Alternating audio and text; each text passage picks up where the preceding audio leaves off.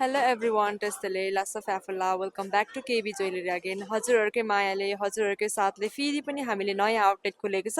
यो चाहिँ फुलबारी कम्प्लेक्सको ठ्याक्कै फर्स्ट फ्लोरमै रहेको छ है।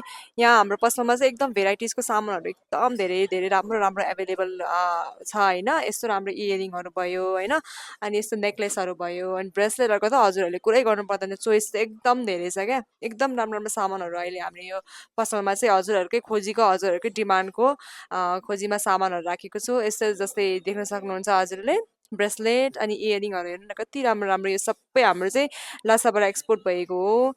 अनि ब्रेसलेटहरू त मैले अझ भनिहालेँ हजुरहरूलाई, एकदम अप्सन चाहिँ धेरै छ है। अनि यस्तो बेम्बोवाला ब्रेसलेटहरू पनि एभाइलेबल छ।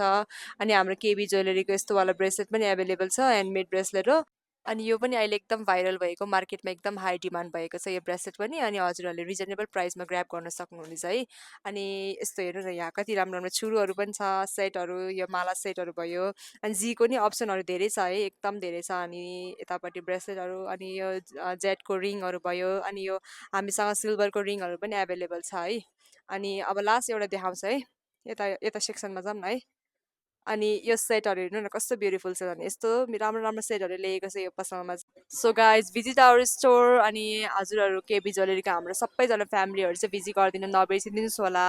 हाम्रो यो पसलमा चाहिँ धेरै, मैले अघि नै भने धेरै अप्सनहरू एभाइलेबल छ है, भेराइटिजको सामानहरू छ। So thank you so much, this much for today and see you guys soon.